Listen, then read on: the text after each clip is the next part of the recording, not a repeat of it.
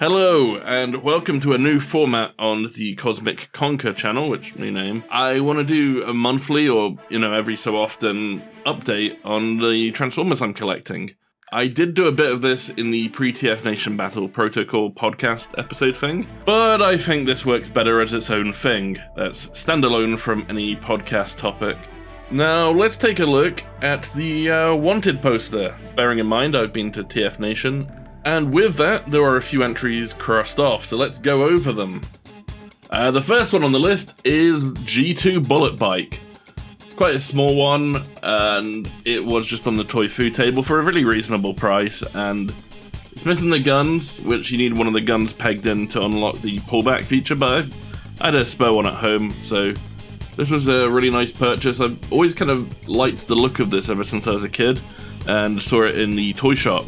I got some of the others from this wave, and they were quite a bit of fun as well. They've not aged the best for probably modern fans, but these G2 Power Masters are just generally really nice designs, and especially the type of bike we've got here and the way it transforms. I would like to see a modern update to this one at some point, but yeah, this is Bullet Bike. I'm really enjoying this figure.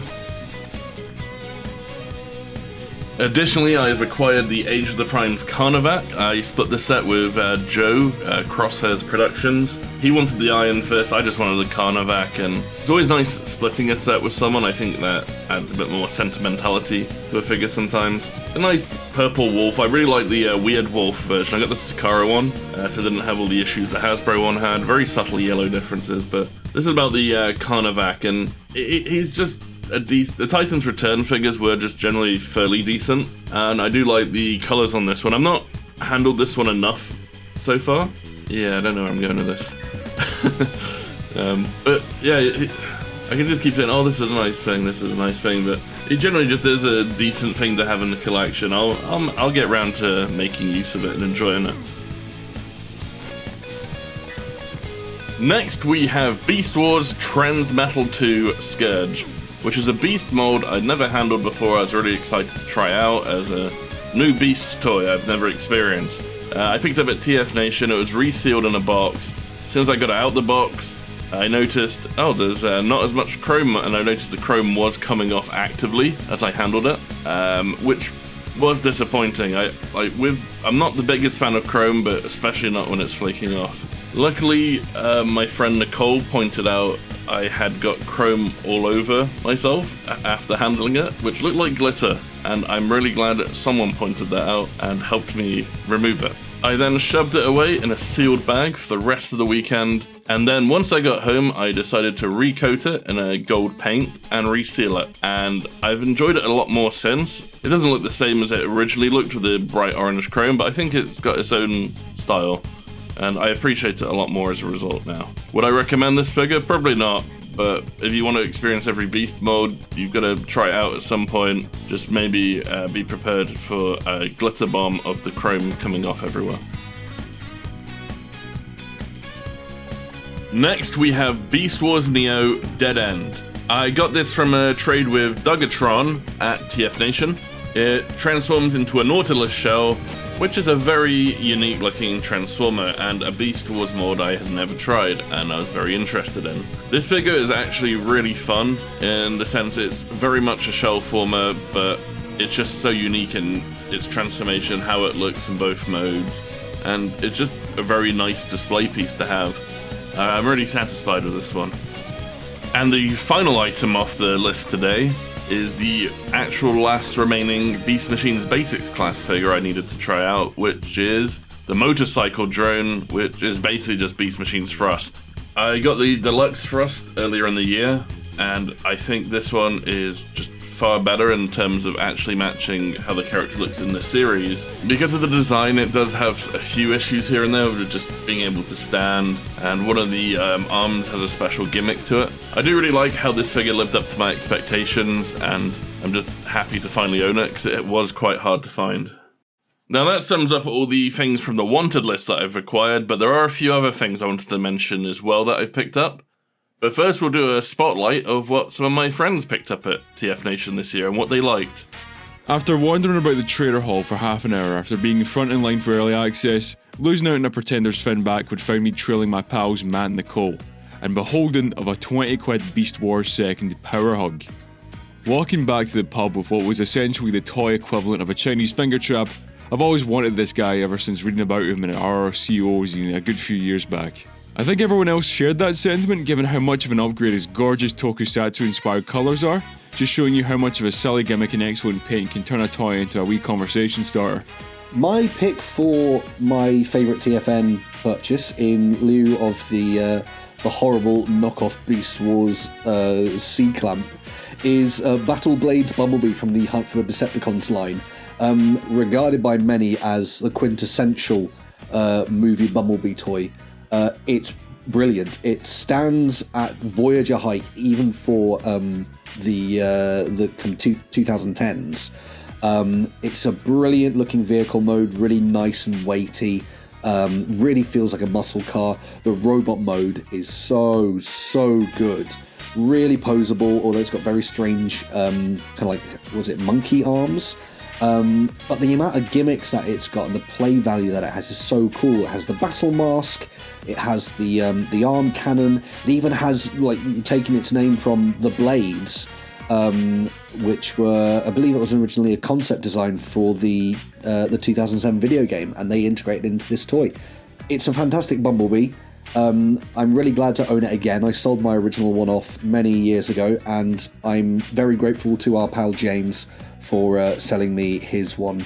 Okay, so my favorite toy that I was able to pick up from TF Nation is the 1984 Battle Convoy figure, which is the original Optimus Prime. I think I got the one from after 1986, because apparently there's a difference between the Battle Convoys.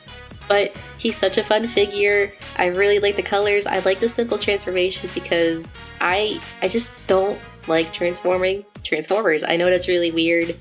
I just like displaying them. But he's really nice. I like the feel of him, and he makes me very happy, especially since he's so hard to find in the United States from my experience.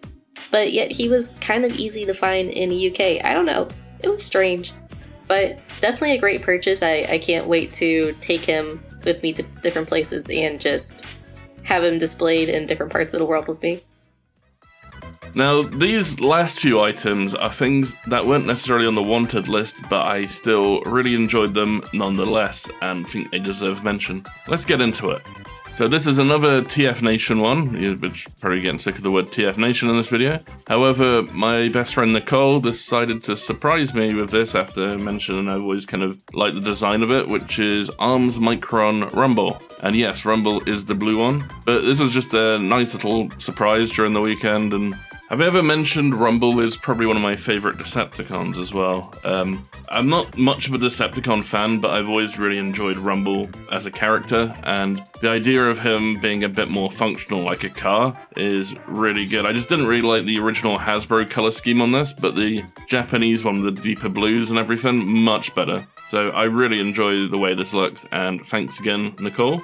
So this next one is Super Link Cromhorn Forest type, or Insecticon Forest type. It's a Japanese repaint of the Energon Insecticon in a nice green colour. Now, about a year ago, I was watching an eBay auction for this, and I was going to jump in at last minute, throw my bid on. But little did I know, one of my friends was also doing the same thing. And yeah, we've joked about it since, but it was really nice of KeejTV to gift this to me over at TFN. And it was just a nice little surprise, and it's obviously quite sentimental because the in-joke, we were actually bidding against this, and then eventually gave it to me. So I guess like I really did win out on that eBay auction after all. But yeah, thanks again, Keej, for this one. And if you've not experienced the mold before, this one is generally really unique and interesting, and I'd recommend anyone try this one if they've not done so already. Next, we have Missing Link Sunstreaker. Now, with Missing Link, I picked up the Cliff Jumper because I wanted to see what Missing Link was all about, and I enjoyed it, but I just didn't think Missing Link would really be for me, especially these car bots and everything. But seeing it in person, though, and having a curiosity to try this, and a gentle nudge and persuasion from Nicole as well, I decided to give this a try. And honestly, like, I was really impressed with just how nice this feels, especially at the price. I thought, oh, this is going to be a bit steep, but the price does reflect the quality quite heavily. and with these missing Link toys, you really do get your value out of them. Everyone else was very envious when I was handling this, and the next day everyone tried looking for their own and couldn't find one, and I was just really glad I got one before they sold out. I think I actually got the last one from Kapow Toys. Yeah, Missing Link Sunstreak is definitely worth a try, and probably the best Missing Link mold so far. We've got the Holo Clear Mirage, the Japanese exclusive repaint one. It's mainline, not studio series, so it's a really good mold, but it just really looks good at being displayed in vehicle mode. It's like a little bit of treasure amongst your collection. I really like this one. And finally, we have the Wild King Shadow Megatron Frost Saber and Light Long. I decided to originally just got Light Long, but I thought I'd get a couple more with a core robot and another one just to see what the whole gimmick is like for Wild King. It's quite fun. It's probably not for everyone. It does feel a bit cheap in some areas, but it's a whole new toy line concept that I just really wanted to try out. And how often do we get giraffe transformers? Or I think we get a few Sabertooths, but either way, I really enjoy how these figures are. They're a bit parts-formery, and again, probably overpriced due to the import fees and everything, but I've had a good time trying out Wild King, and I've got a couple more on the way. Since I'm no longer 360verse and now Cosmic Conker, and we've also acquired a few things from the wanted list, maybe we should update it. Here we go. This doesn't look as busy and a bit more attainable. I am slowing down and collecting at the moment, so it might be a while before another one of these videos pops up, but we'll see. Anyway, thanks for watching, and I hope you found this somewhat entertaining at least.